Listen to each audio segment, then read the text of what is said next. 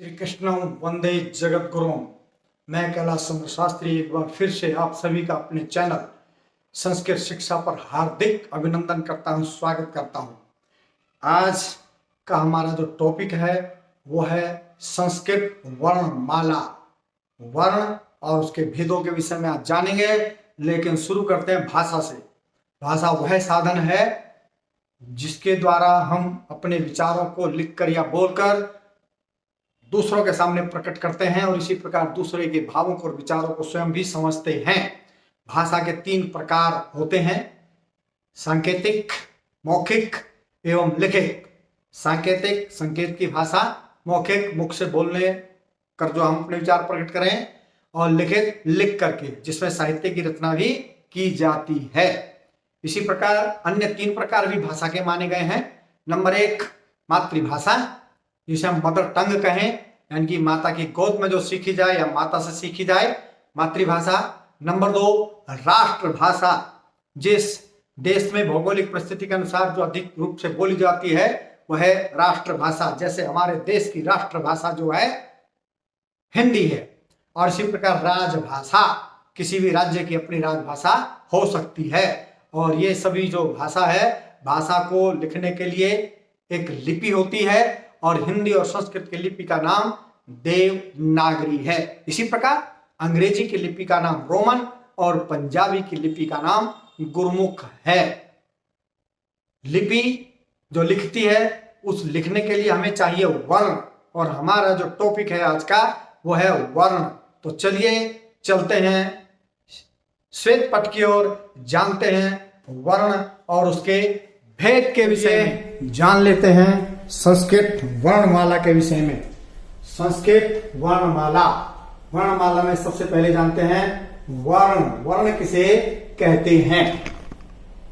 वह छोटी से छोटी ध्वनि, वह छोटी से छोटी जो मात्रा है, वर्ण है, उसको ध्वनि कहते हैं, जिसके ओर खंड न हो सके, टुकड़े न हो सके। जैसे अ, ई,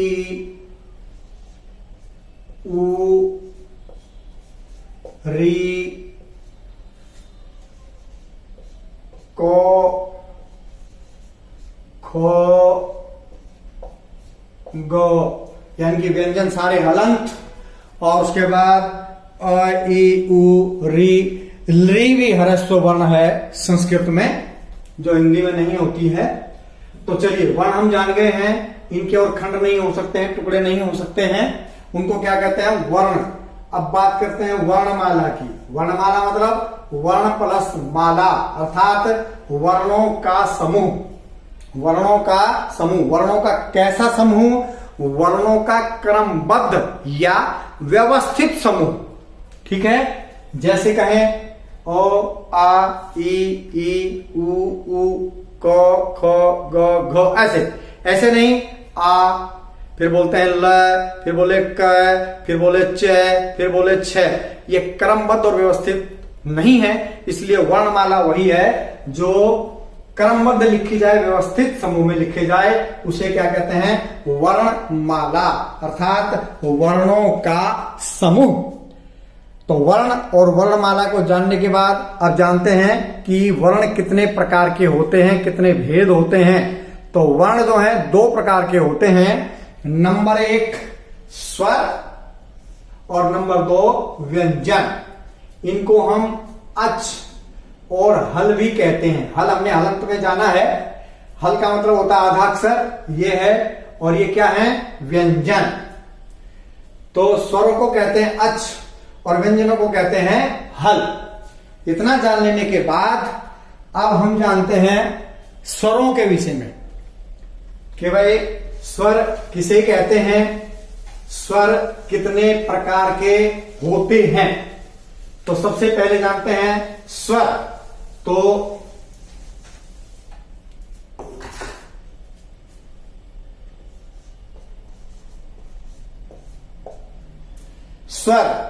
स्वर वे ध्वनियां हैं जिनके बोलने में किसी भी दूसरे वर्ण की सहायता नहीं लेनी पड़ती, या ये कहें वे ध्वनियां जो स्वतंत्र रूप से बोली जाती हैं उनको हम स्वर कहते हैं।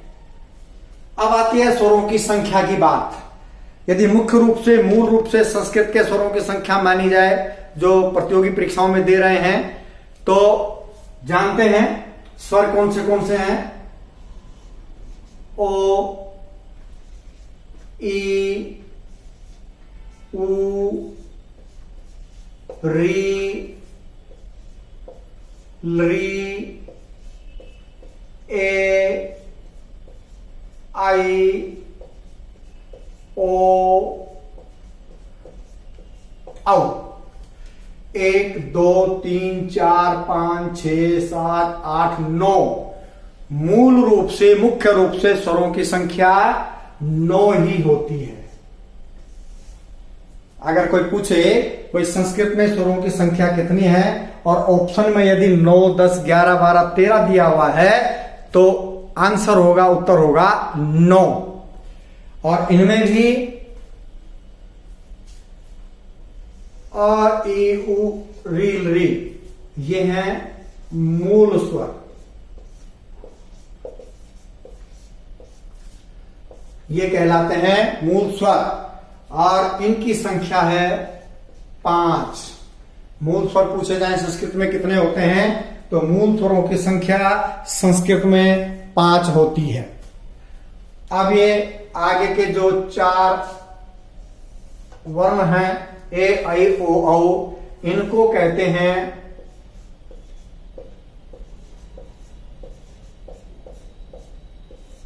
संयुक्त स्वर और इनकी संख्या है 4।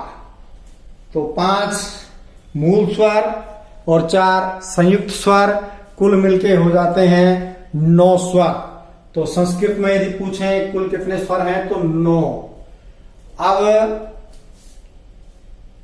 4 जो स्वर और हैं जो ओ से बनता है आ, ई के बाद ई, उ के बाद उ और री के बाद ये री। ये जो 4 स्वर हैं इनको कहते हैं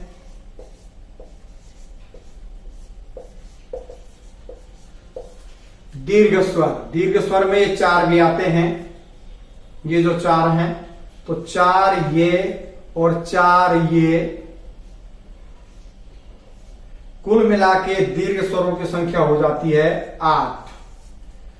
अब कहें स्वर कितने हो गए हैं? 5 मूल स्वर और 8 संयुक्त स्वर और दीर्घ स्वर मिला के ये 8 कुल हो जाते हैं। स्वरों की संख्या फिर हो जाती है 13 हो जाते हैं। वैसे मुख्य स्वर जो है संस्कृत में कितने होते हैं? 9। अ, ई, उ, री, ली ये मूल स्वर हैं। ए, आई, ओ, औ ये संयुक्त स्वर हैं। उसके बाद आ, ई, उ, री ये कहलाते हैं दीर्घ स्वर। तो इस प्रकार से स्वरों की संख्या हो जाती है 13। चलिए अब आगे चलते हैं, इसके आगे बढ़ते हैं। स्वर कितने प्रकार के होते हैं? स्वर कितने प्रकार के होते हैं? तो भाई स्वर कितने प्रकार के होते हैं?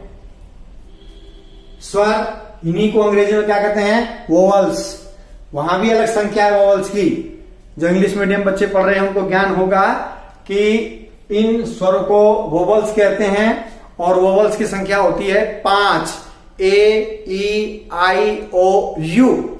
और बाकी के जो रह गए स्वर वो कहलाते हैं कॉन्सोनेंट, यानी कि उनकी संख्या है कितने? 21।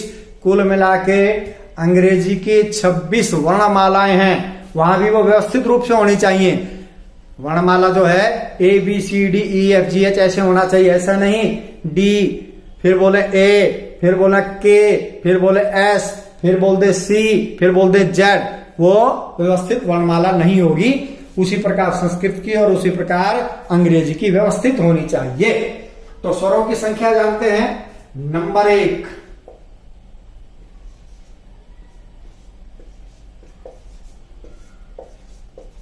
ह्रस्व स्वर। नंबर 1 ह्रस्व स्वर, इसको हम शॉर्ट स्वर भी कह सकते हैं। ह्रस्व स्वर, इसको हम शॉर्ट वोवल भी बोलते हैं ह्रस्व स्वर को। तो इनकी जो संख्या है ह्रस्व स्वर की, वो वही है जो पहले हमने बताई।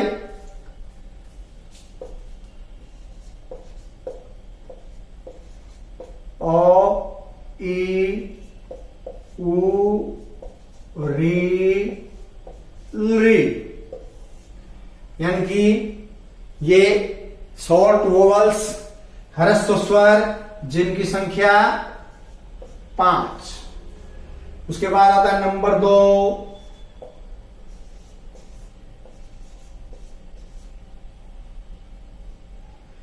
दीर्घ स्वर। दीर्घ बोलने से पता चलता है कि ये क्या होगा, बड़ा। दीर्घ मतलब बड़ा। और इसी को यदि हम अंग्रेजी में जाने तो कहेंगे लॉन्ग वोवल्स। लॉन्ग वोवल्स, दीर्घ स्वर। ओ, आ दीर्घ है। ई, उ, री, और उसके बाद संयुक्त स्वर जो हैं वो भी क्या कहलाएंगे, दीर्घ स्वर। ए, आई, ओ, औ। तो इनकी कुल संख्या कितनी हो गई, 8। इन 4 स्वरों को संयुक्त स्वर भी कहते हैं।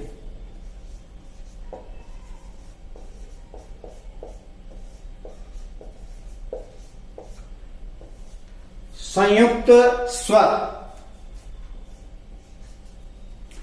संयुक्त स्वर मतलब जो किसी दूसरे से मिलकर के बने हो, वो कहलाएंगे संयुक्त स्वर। संयुक्त स्वर कैसे, ए,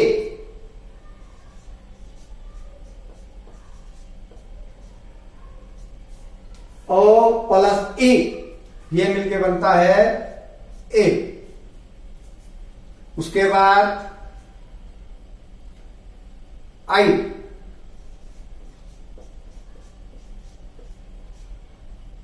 ओ प्लस ए, आई।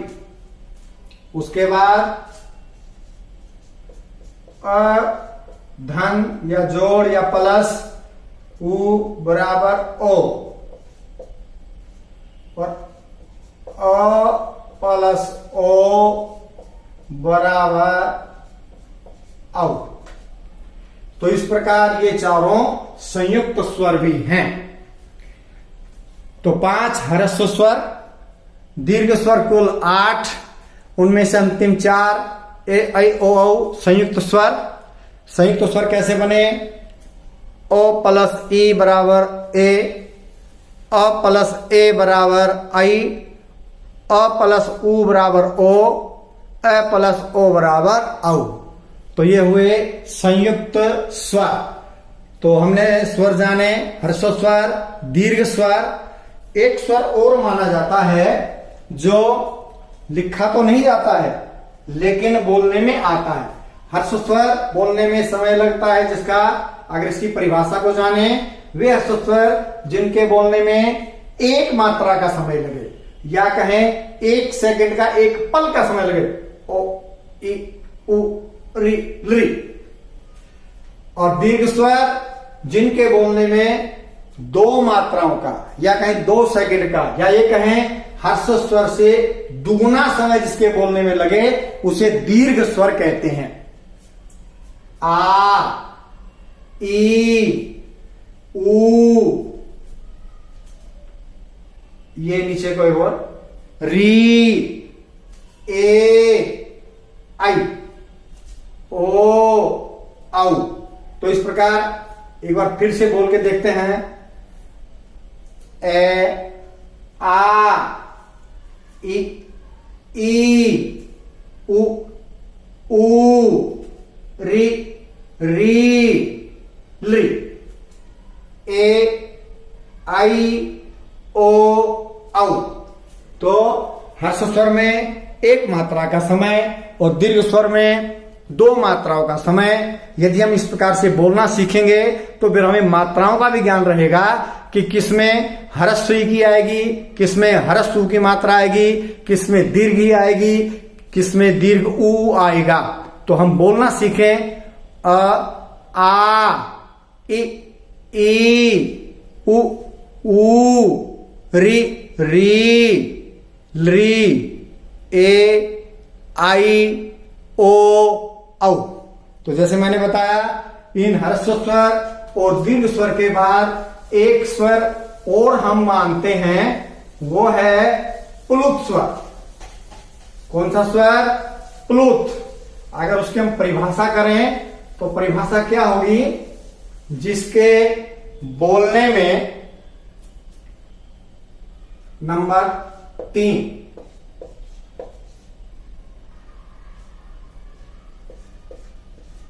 प्लुत स्वर, जिसके बोलने में हर्ष स्वर से तिगुना और दीर्घ स्वर से ज्यादा समय लगे, उसे प्लुत स्वर कहते हैं। अब प्लुत स्वर के लिए 3 का प्रयोग होता है। 3 का मतलब हर्ष स्वर से 3 गुना समय लगेगा इसके बोलने में भाई। तो जैसे हम बोलते हैं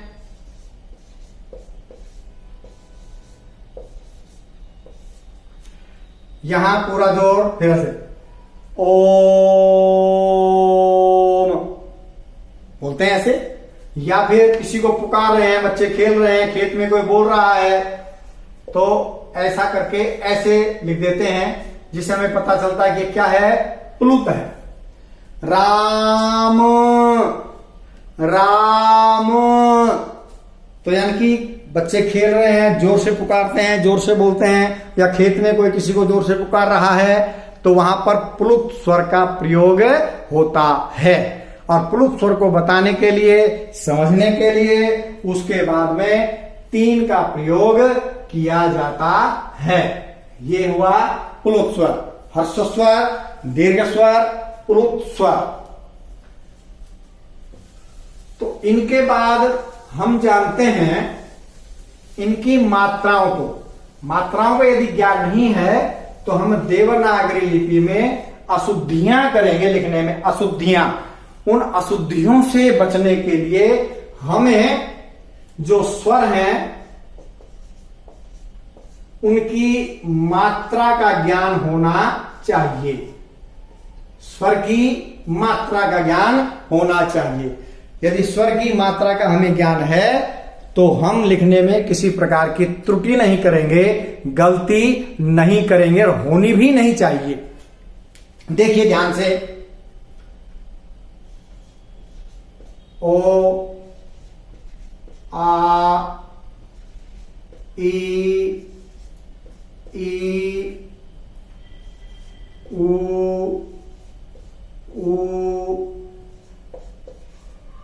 री, फिर दीर्घ री, ए, आई, ओ, औ। करते हैं ह्रस्व का ह्रस्व की तरह और दीर्घ का दीर्घ की तरह। ए, आ, ई, उ, री,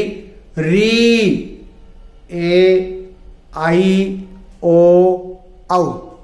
अब कै के लिए बोलते हैं, कै में मात्राएं लगाई हमने, उसी मात्राओं की तरह बोलते हैं। कै, का, की, कु, क्री, के, कई, को, कऊ, कंग, कह। तो इसी प्रकार आप अभ्यास करेंगे आगे। कै का मैंने लिख दिया है, उसके पश्चात आप खे, गे, घे, आगे जिसका लिखना चाहो इनका लिख करके आप अभ्यास करेंगे। आज के लिए संस्कृत वर्णमाला में हमने स्वर के विषय में जान लिया है अच्छे से, और कल हम जानेंगे व्यंजन के विषय में।